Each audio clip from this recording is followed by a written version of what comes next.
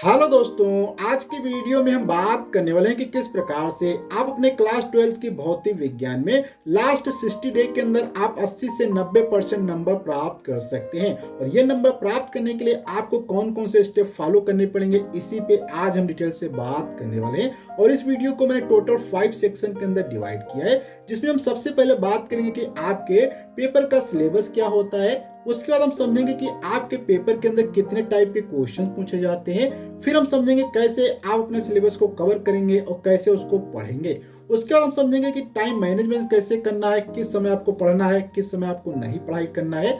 उसके बाद हम समझेंगे कि आपके पेपर के अंदर कौन से क्वेश्चन कितने नंबर के पूछे जाते हैं और कितने नंबर की आपको जरूरत होती है पास होने के लिए, कितने नंबर से आप अच्छे परसेंटेज आपका बन जाएगा। और ये वीडियो काफी इंफॉर्मेटिव रहने वाला उन सभी स्टूडेंट के लिए जो कि किसी भी कंपटीशन एग्जाम की तैयारी करते हैं, चाहे आप क्लास 12 में हो या आप इंटर में हो या कोई भी एग्जाम की तैयारी करते हैं। तो ये वीडियो सभी लोगों के लिए काफी इंफॉर्मेटिव होने वाला है, क्योंकि मैंने बहुत सारे रिसर्च किया है और हर एक टॉपिक को कवर करने की कोशिश किया है, जो कि एक अच्छे नंबर प्राप्त करने के लिए जरूरी होता है। तो वीडियो को स्टार्ट करने से पहले आप सभी लोगों से रिक्वेस्ट है, अगर अभी तक आपने हमारे चैनल को सब्सक्राइब नहीं किया तो प्लीज सब्सक्राइब कर ले, साथ में बेल आइकन को प्रेस कर दें। तो बिना देर किए करते हैं आज का वीडियो स्टार्ट। तो यहाँ पे हम सबसे पहले बात करते हैं कि आपके पेपर का सिलेबस क्या होता है। अगर आप किसी भी कंपटीशन एग्जाम की तैयारी करते हैं तो आपको सबसे पहले आपको ये समझना पड़ेगा कि आप जिस कंपटीशन एग्जाम की तैयारी करते हैं और आप जिसका पेपर देना चाहते हैं उस पेपर के अंदर क्या क्या पूछा जाएगा। क्योंकि हम सभी जानते हैं कि सिलेबस इतना बड़ा होता है, लेकिन हर एक एग्जाम के लिए काफी फिक्स सिलेबस होता है, उसी में से कुछ क्वेश्चन पूछे जाते हैं। तो इसलिए आपको सबसे पहले सिलेबस समझना काफी इंपॉर्टेंट होता है। तो इसलिए यहाँ पे आपको फर्स्ट ऑफ ऑल अंडरस्टैंड करना पड़ेगा कि आपके पेपर का सिलेबस क्या होता है। जैसे कि यहाँ पे हम बात करते हैं क्लास 12 की भौतिक विज्ञान की, तो क्लास 12 के अगर भौतिक विज्ञान को पढ़ना चाहते हैं, इसका आप अगर एग्जाम देंगे क्लास 12 में, तो आपको जो आपके भौतिक विज्ञान के चैप्टर, जैसे कि पहला चैप्टर आपका वैद्युत क्षेत्र होता है, उसको आपको पढ़ने पड़ेगा। इसी प्रकार से आपके जो जो सिलेबस उन्हीं को आपको ध्यान में रखना है, उसके अलावा कोई भी चीज नहीं पढ़ना है अगर आपको अच्छे नंबर प्राप्त करने हैं। उसके बाद फिर यहाँ पे आपको ये भी समझना पड़ेगा कि कौन से ऐसे टॉपिक हैं जो ज्यादा इंपॉर्टेंट होते हैं। क्योंकि आप देखते हैं कि आपका सिलेबस तो बहुत बड़ा होता है, लेकिन उसमें से कुछ ऐसे क्वेश्चंस होते हैं जो कि बार बार पूछे जाते हैं उन टॉपिक के ऊपर, अर्थात तो ऐसे आपको टॉपिक सिलेक्ट करने पड़ेंगे जो कि बहुत ही ज्यादा नंबर स्कोरिंग होते हैं। इसका फिर यहाँ पे आपको एक लिस्ट बनानी पड़ेगी ऐसे सभी टॉपिक की, जिन टॉपिक पे अच्छे खासे नंबर प्राप्त होते हैं, उन टॉपिक की आपको एक लिस्ट बना लेना है। उसके बाद ये जो आप यहाँ पे लिस्ट बनाते हैं, आपको इस लिस्ट को 3 पार्ट के अंदर डिवाइड कर लेना है। सबसे पहला यहाँ पे आपका पार्ट होने वाला इजी पार्ट। इजी पार्ट वो टॉपिक का होगा जहाँ पे आपने जो पहले से टॉपिक कवर कर लिए हैं, उन टॉपिक को आपके पहले रिमेम्बर कर लेना है। क्योंकि आपने जो पहले से टॉपिक पढ़ा होगा, उन टॉपिक को आप बहुत ही आसानी से रिमेम्बर कर सकते हैं। क्योंकि ऐसे मैंने बहुत सारे स्टूडेंट देखे हैं जो कि एग्जाम में जो उनको पहले से मालूम होता है वो बिल्कुल नहीं पढ़ते, नई नई चीज सीखने की कोशिश करते हैं, जिस कारण से जैसे वो एग्जाम में आते हैं तो उनको नई चीजें तो याद करने में प्रॉब्लम थी, लेकिन पुरानी चीजों को रिवाइज नहीं करते हैं, जिस कारण से उनका एग्जाम अच्छा नहीं होता है। तो इसलिए आपको सबसे पहले जो इंपॉर्टेंट टॉपिक है, जो ज्यादा अगर पूछे जाते हैं, अगर आपको पहले से टॉपिक मालूम है तो आपको पहले वही टॉपिक पढ़ने चाहिए। उसका फिर यहाँ पे सेकंड बात आती है कि कुछ मीडियम टाइप के क्वेश्चंस। मीडियम टाइप के क्वेश्चन ऐसे टॉप क्वेश्चन होते हैं जो कि अभी तक आपने पढ़े नहीं होते हैं, लेकिन आप उनको आसानी से पढ़ सकते हैं, समझ सकते हैं, कवर कर सकते हैं। तो आपको अब उन टॉपिक को भी कवर करना चाहिए, क्योंकि ये टॉपिक काफी बार एग्जाम के अंदर पूछे भी जाते हैं। उसके बाद यहाँ पे लास्ट का जो टॉपिक होता है आपका हार्ड टॉपिक। हार्ड टॉपिक को उस समय पढ़ना है जब आप अपने जो इजी टॉपिक को और मीडियम टॉपिक को कवर कर लेते हैं और आपके पास कुछ टाइम बच जाता है, तभी आपको हार्ड वाले टॉपिक को पढ़ना है। जब तक आपके इजी टॉपिक और मीडियम टॉपिक कवर ना हो जाए, आपको हार्ड टॉपिक कभी भी सिलेक्ट नहीं करना है। क्योंकि वहां से नंबर तो अच्छे प्राप्त होंगे, लेकिन जब आप उन टॉपिक को लिख ही नहीं पाएंगे, उन टॉपिक का आंसर ही नहीं लिख पाएंगे, तो आपके नंबर कहां से प्राप्त होंगे। तो ये सबसे अच्छा तरीका होता है कि आपको जो पहले से मालूम है उन चीजों को पहले पढ़ें, उसके बाद कुछ ऐसे टॉपिक पढ़ें जो कि आप आसानी से समझ सकते हैं। अगर फिर आपके पास टाइम बच जाए तो आपको लास्ट में कुछ हार्ड वाले टॉपिक भी पढ़ने चाहिए। तो यहाँ तक तो हमने समझा कि सिलेबस क्या होता है और कैसे आपको सिलेबस कवर करना है। अब इसके बाद यहाँ पे हम थोड़ा सा बात करते हैं कि क्वेश्चन कितने टाइप के आपके एग्जाम के अंदर पूछे जाते हैं। अगर हम यहाँ पे बात करें भौतिक विज्ञान की, तो भौतिक विज्ञान के अंदर बेसिकली क्वेश्चन जो होते हैं वो 3 टाइप के पूछे जाते हैं, जिसमें से सबसे पहला टाइप का क्वेश्चन होता है आपका डेफिनेशन बेस्ड क्वेश्चन, अर्थात जहाँ पे कुछ क्वेश्चंस की डेफिनेशन पूछी जाती है, जैसे कि वैद्युत क्षेत्र क्या होता है, आवेश क्या होता है, आवेश कितने प्रकार के होते हैं, डायोड क्या होता है, डायोड कितने प्रकार के होते हैं। इस प्रकार के जो क्वेश्चन होते हैं आपके केवल डेफिनेशन बेस्ड क्वेश्चन होते हैं, इसलिए ये टॉपिक थोड़ा आसान भी होते हैं और याद करने में, इसलिए इनको भी आपको कवर करना चाहिए। फिर यहाँ पे दूसरे टाइप के जो क्वेश्चन पूछे जाते हैं वो डेरिवेशन बेस्ड क्वेश्चन पूछे जाते हैं। ये थोड़ा सा हार्ड पार्ट होता है आपके भौतिक विज्ञान का, लेकिन इसी से ज्यादा क्वेश्चन पूछे जाते हैं, क्योंकि यहाँ पे आप किसी नए फार्मूले की डेरिवेशन करते हैं, तो ये वाला काफी इंपॉर्टेंट पार्ट होता है, डेरिवेशन वाला पार्ट। इसके बाद यहाँ पे लास्ट पार्ट होता है आपका न्यूमेरिकल पार्ट, लेकिन न्यूमेरिकल पार्ट आप उसी समय कर सकते हैं जब आपको बहुत सारे फार्मूले पहले से याद हो। तो इसलिए अगर आप डेरिवेशन पार्ट को अच्छे से समझ लेते हैं तो आपके न्यूमेरिकल पार्ट ऑटोमेटिक हो जाते हैं, और ऐसे बहुत सारे डेफिनेशन वाले क्वेश्चन भी पूछे जाते हैं जो कि आप वहां पे फार्मूले की सहायता से लिख सकते हैं। तो यहाँ पे जो आपका सेकेंड वाला पार्ट है डेरिवेशन पार्ट, ये बहुत ही ज्यादा इंपॉर्टेंट होता है। अगर आप डेरिवेशन करना सीख जाते हैं तो आपके भौतिक विज्ञान में बहुत ही अच्छे परसेंटेज आने वाले हैं।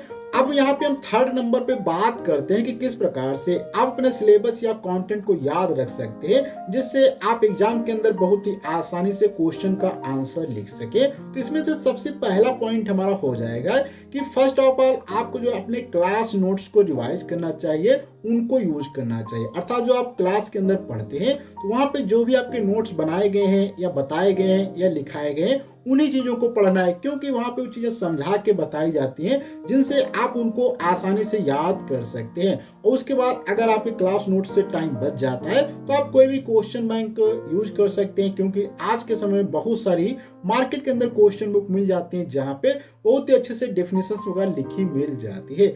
उसके बाद यहाँ पे फिर सेकंड पॉइंट पे बात करता है तो यूज यूट्यूब और other social media for the complex topic. अर्थात अगर आपका मान लिया कोई टॉपिक ऐसा है जो कि आपके क्लास के अंदर नहीं पढ़ाया गया है, लेकिन वो टॉपिक काफी बार पूछा जाता है और आप चाहते हैं कि उस टॉपिक को कवर करना, तो आप चाहे तो पहले क्वेश्चन बैंक से पढ़ सकते हैं। अगर आपको समझ में न आए तो आप किसी भी सोशल मीडिया प्लेटफॉर्म का यूज कर सकते हैं, जैसे कि यूट्यूब पे आप उस टॉपिक को रिलेटेड सर्च करके देख सकते हैं। लेकिन यहाँ पे आपको नोट करके मैं बता देना चाहता हूँ कि आपको सोशल मीडिया ज्यादा यूज नहीं करना है, क्योंकि अगर आप ज्यादा सोशल मीडिया यूज करेंगे तो आपका लॉस ही हो जाएगा। जितना हो सके आप सोशल मीडिया से दूर रहें, तभी आपके अच्छे खासे नंबर प्राप्त होंगे। अब इसके बाद यहाँ पे हम बात करते हैं कि मेक अ सेकेंड नोटबुक। अब यहाँ पे आपको एक सेकेंड नोटबुक बनाना होगा। इसमें आपको करना ये कार्य होता है, जब आप जो भी नए टॉपिक पढ़ते हैं तो उसके अंदर जो भी फार्मूले आते हैं या इंपॉर्टेंट कुछ ऐसे पॉइंट होते हैं जो कि काफी इंपॉर्टेंट होते हैं, तो आपको उन इंपॉर्टेंट पॉइंट को अपने सेकेंड नोटबुक के अंदर लिख देना है, जिनसे आप उनको बहुत ही आसानी से रिवाइज कर सकते हैं। और उसके अंदर हो सकता है आपका कोई फार्मूला हो, कोई भी कांस्टेंट, जैसे कि चार्ज की क्या होता है, मान जैसे कि 1.6 इंटू 10 की पावर 19 होता है। प्रकाश की जो गति होती है उसकी क्या होती है स्पीड, जैसे कि 3 × 10 की पावर 8 मीटर पर सेकंड। इस प्रकार के कांस्टेंट आपको लिखना है, या कोई भी डेरिवेशन का पार्ट जो इंपॉर्टेंट होता है उसको आप लिख सकते हैं। तो ये सेकेंड नोटबुक बहुत ही ज्यादा इंपॉर्टेंट होती है। और ये एग्जाम जब आपका चल रहा होता है उस समय, जैसे मान लो आपका 2 दिन का गैप बचता है या 1 दिन का गैप बचता है, तो उस समय आप अपने सभी नोट्स को तो रिवाइज नहीं कर पाते हैं, लेकिन आप इस नोटबुक जो आपने सेकेंड बनाई है उसको आप बहुत ही आसानी से रिवाइज करके वहां पे अपने पूरे सिलेबस को कवर कर सकते हैं। इसलिए आपको नोट्स बुक बहुत ही आसानी से बनाना चाहिए सेकेंड वाली। इसका यहाँ पे हम थोड़ा सा बात करते हैं कि revise your second notebook daily. और यहाँ पे आपको अपनी जो सेकेंड नोटबुक है इसको आपको डेली रिवाइज करना चाहिए। जब तक ये सभी कॉन्सेप्ट के कवर ना हो जाए, आपको इसको डेली सुबह में या किसी भी समय एक बार जरूर रिवाइज कर लेना चाहिए। अब यहाँ पे हम बात करते हैं 5 नंबर पे, जो कि not try to read more topic. अर्थात तो आपको ज्यादा से ज्यादा टॉपिक पढ़ने की आवश्यकता नहीं है। आपको पहले उन टॉपिक को पढ़ें जिनको आपने पढ़ा है, और जब वो आपके टॉपिक अच्छे से आपको याद हो जाए फिर आपको नए टॉपिक पढ़ना है। ऐसे नहीं कि आप नए टॉपिक पढ़ते चले जा रहे हैं, पुराने टॉपिक आपको याद ही नहीं, तो ये बिल्कुल कार्य नहीं करना है। अगर आप डेली 2 टॉपिक पढ़ सकते हैं तो केवल 2 टॉपिक पढ़ें, लेकिन उन 2 टॉपिक को पढ़ने के बाद आप उनको याद कर लें। ऐसा नहीं कि डेली आप 10 टॉपिक तो पढ़ते हैं लेकिन आपको याद कोई एक भी टॉपिक नहीं है, तो ये कार्य आपको बिल्कुल भी नहीं करना चाहिए।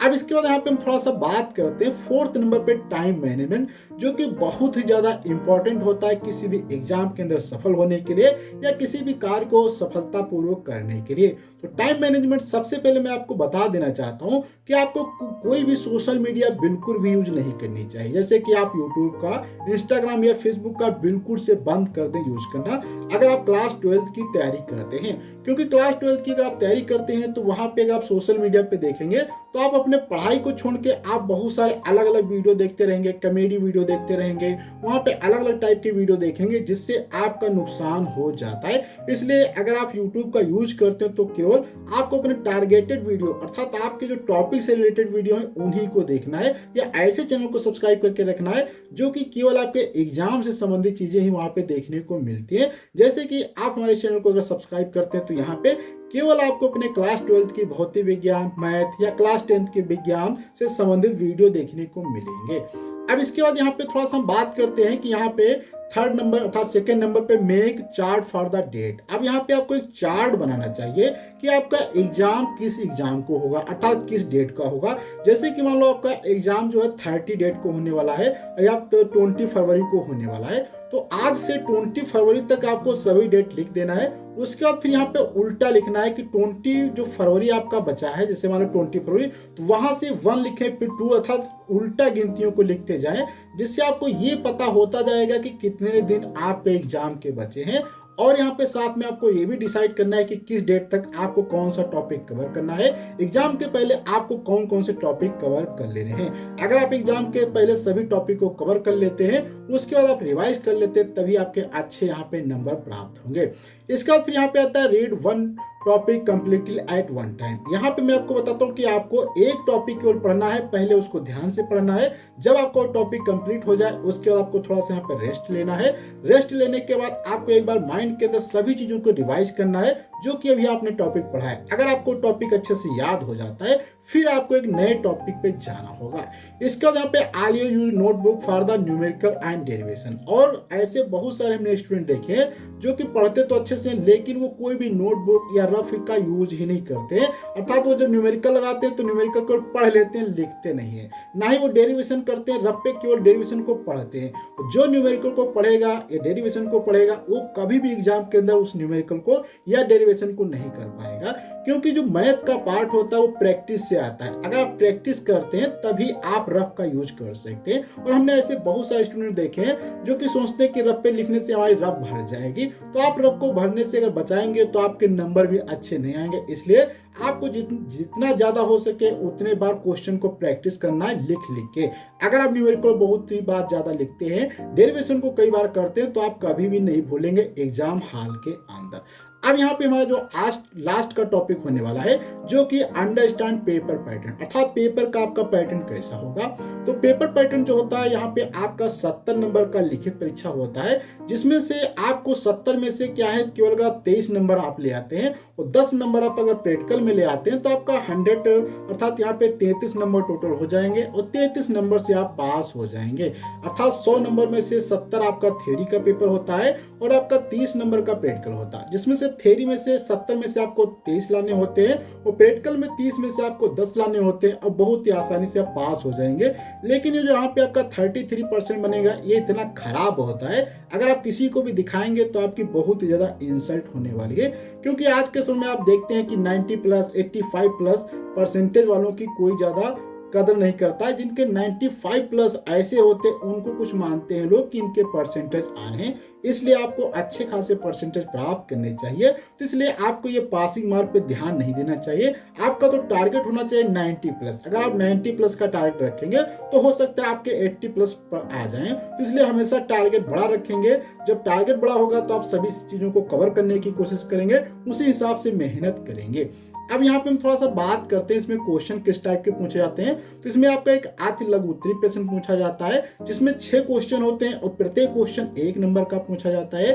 वहीं पे कुछ लघु उत्तरीय प्रश्न पूछे जाते हैं जो कि 6 होते हैं और 1 नंबर के पूछे जाते हैं। वहीं पे तीसरे नंबर पे क्वेश्चन होते हैं लघु उत्तरीय प्रश्न जो कि 4 क्वेश्चन पूछे जाते 2 नंबर के। इसी प्रकार से फिर लघु उत्तरीय सेकंड टाइप के क्वेश्चन होते हैं जो कि 10 क्वेश्चन पूछे जाते हैं 3 नंबर के। और लास्ट में आपका पूछा जाता है विस्तृत उत्तरीय क्वेश्चन जो कि 4 होते 5 नंबर के।